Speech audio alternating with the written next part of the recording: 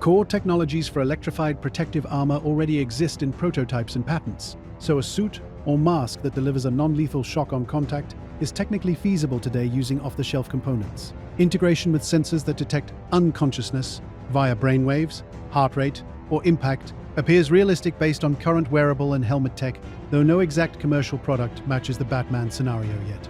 Benefits include extra protection for a downed wearer, preventing mask removal, looting, or further assault, but legal, safety, and ethical challenges mean widespread adoption would require careful design and regulation.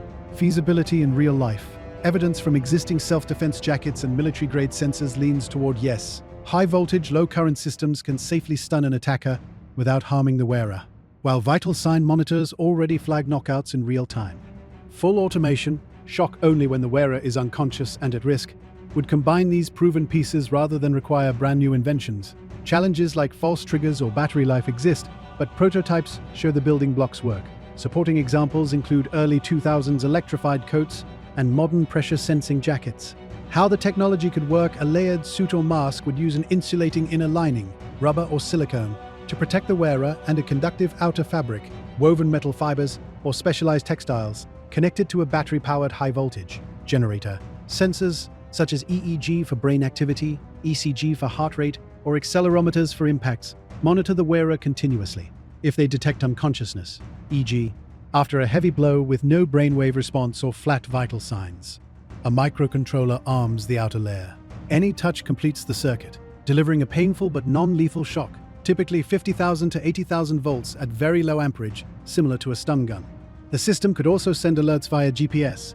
See real-world parallels at Wired.com, no-contact jacket, and Columbia University's No-Mo helmet research. Benefits and practical considerations for law enforcement, military personnel, or high-risk civilians. This could deter attackers from approaching or stripping gear from an incapacitated person, directly addressing scenarios like identity exposure or capture. It adds a passive layer beyond traditional ballistic armor, potentially saving lives by buying time for rescue. However, risks include shocking medics or allies, added weight affecting mobility, and legal questions around automated force. Overall, the evidence suggests meaningful protective upside in targeted uses, balanced against the need for robust safeguards. The concept of protective armor equipped with an automated electric shock defense mechanism draws direct inspiration from cinematic depictions of high-tech suits that safeguard a fallen hero. In such scenarios, the armor not only provides physical shielding, but also actively repels anyone attempting to tamper with it once the wearer is rendered unconscious, delivering a jolt powerful enough to incapacitate without permanent harm. While this remains fictional in its fully realized form, the underlying idea aligns closely with advancements in wearable electronics, conductive textiles, non-lethal weaponry, and biometric sensing. Research and existing prototypes demonstrate that the core elements, shock delivery, touch detection, and unconsciousness monitoring, are not only possible but have already been implemented in separate applications. A comprehensive integration could yield a functional system suitable for military, law enforcement, or personal protection contexts, though practical deployment would hinge on addressing engineering, safety, and regulatory hurdles. At the heart of feasibility lies the established technology for delivering controlled electric shocks through clothing. Early commercial efforts, such as the no-contact jacket developed around 2003, illustrate the principle clearly. This garment resembled an ordinary women's coat, but incorporated an inner layer of conductive fiber, Aracon, a DuPont material, sandwiched between a waterproof nylon exterior and a rubber insulating lining. Powered by a standard 9-volt battery and step-up circuits akin to those in stun guns, it generated up to 80,000 volts at low amperage. The wearer manually activated the system via a key and button in threatening situations. Once charged, any contact produced audible crackling arcs and a painful shock comparable to touching a wall socket, non-lethal yet effective at repelling an assailant. Crucially, the insulation prevented the current from reaching the wearer, proving that outer layer electrification can be wearer-safe. Similar manual systems have appeared in subsequent designs.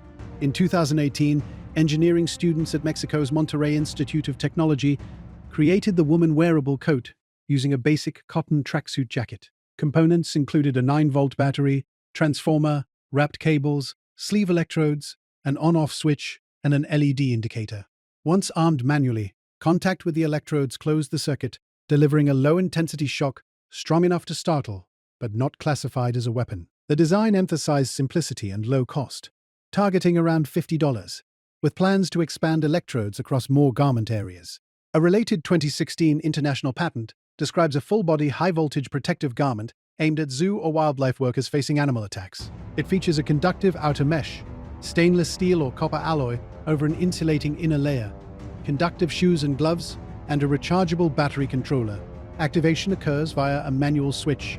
Contact by an animal completes a circuit through the ground or gloves, discharging high voltage while the wearer remains protected by insulation. These examples confirm that conductive fabrics and low-amp circuits can deliver targeted, non-lethal shocks on contact without endangering the user. Automation advances the concept further. A contemporary smart jacket prototype employs 4 sets of pressure sensors, positioned on the lower torso, upper torso, and sleeves. To measure applied force in PSI, an onboard algorithm evaluates the data against thresholds to confirm an attack, then triggers an electric shock to separate the parties, granting the wearer 3 to 5 minutes to escape, while simultaneously broadcasting SOS alerts with GPS coordinates to trusted contacts and nearby authorities. The jacket integrates conductive textiles, printed electronics, and detachable hardware for washing, plus additional features like water repellent and antibacterial finishes. Ongoing development includes ECG sensors for vital sign monitoring, demonstrating how pressure-based touch detection can operate autonomously. Although not explicitly tied to wearer unconsciousness, the system's ability to sense external pressure during an assault provides a foundation for conditional activation.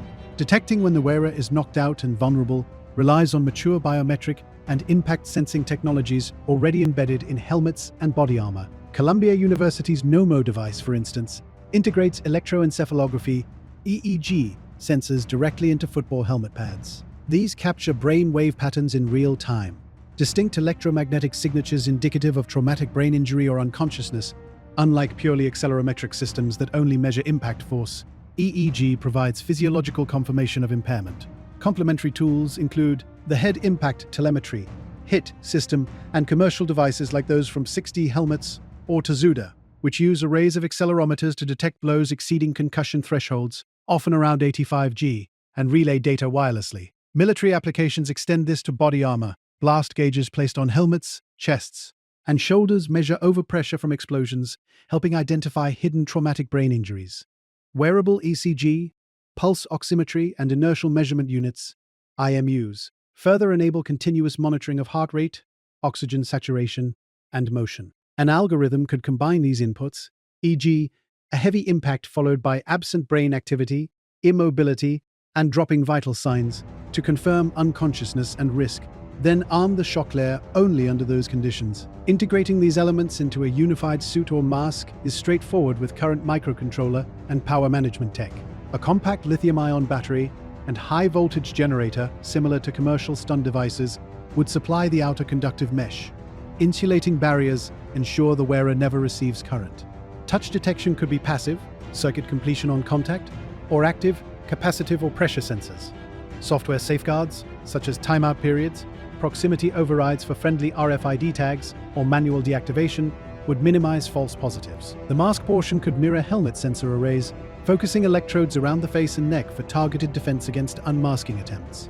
Benefits extend beyond the fictional inspiration. Traditional body armor already reduces torso shot fatalities dramatically. One major study found armored officers 76% less likely to die from such wounds. Adding an electrified layer could protect unconscious personnel from secondary threats. Enemies stripping gear, looters removing masks to expose identities, or assailants delivering coup de grace. In military contexts, it might deter capture of downed soldiers. For law enforcement or high-risk civilians, it provides a last-line passive defense during riots or ambushes. The system could integrate with existing smart armor that monitors vitals and environmental hazards, creating a holistic guardian suit that alerts teammates while shocking threats.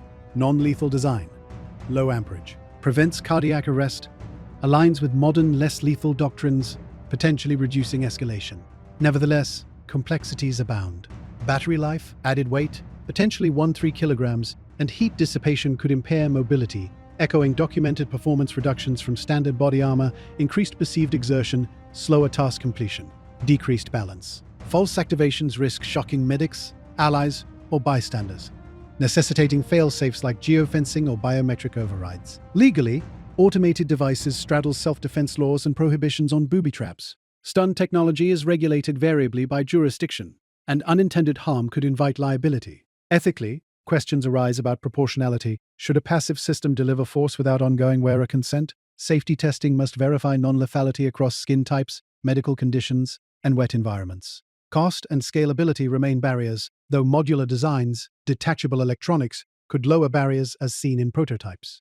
Looking forward, ongoing miniaturization of EEG sensors, AI-driven threat algorithms, and flexible conductive polymers suggest prototypes could emerge within years for specialized users. Military research into integrated armor sensors already paves the way, while civilian demand for women's safety wear accelerates pressure-sensing garments. Full realization would require interdisciplinary collaboration, textile engineers, neurologists, ethicists, and regulators to refine thresholds, ensure equity, and balance protection with accountability. In essence, the Batman-style defensive armor transitions from cinematic trope to plausible engineering reality by leveraging proven subsystems. While not yet market-ready in automated form, the technological foundation is solid, offering a compelling augmentation to personal and professional protective gear when lives hang in the balance. Alright boys, thank you for watching. I really appreciate your support. Don't forget to smash the like button, type us a comment down below, or just what you thought about the show, okay? You've been watching Everything Weapons, your go-to place for the best weapons and military talk.